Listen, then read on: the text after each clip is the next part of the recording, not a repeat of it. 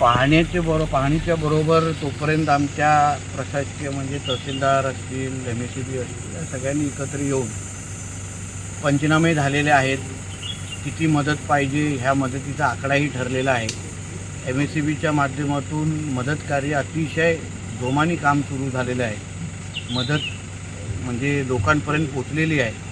त्याचबरोबर पक्ष म्हणून भारतीय जनता पक्ष म्हणून आम्ही कौलं दिली किंवा सिमेंटचे पत्रे दिले म्हणून कुठेही काम थांबलेलं नाही आहे. लोकांना मदत वेळेत पोहोचवण्याच्या दृष्टिकोनातून जी काळजी घ्यायला पाहिजे ती सगळी घेतलेली आहे.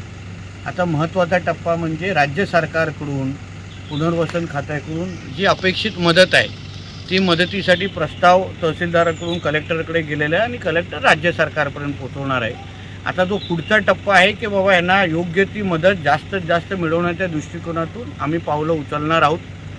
स्पेशल केस म्हणून जास्तीत जास्त मदत कशी मिळता येईल, कारण का काही जे तांत्रिक मुद्द्यामुळे जी कधी कमी मदत लोकांपर्यंत पोचते तो तांत्रिक मुद्दा बाजूला ठेवून स्पेशल केस म्हणून ह्या लोकांपर्यंत जास्तीत जास्त मदत कशी पोचावी त्या दृष्टिकोनातून आता मी माझा पाठपुरावा सुरू करणार आहे.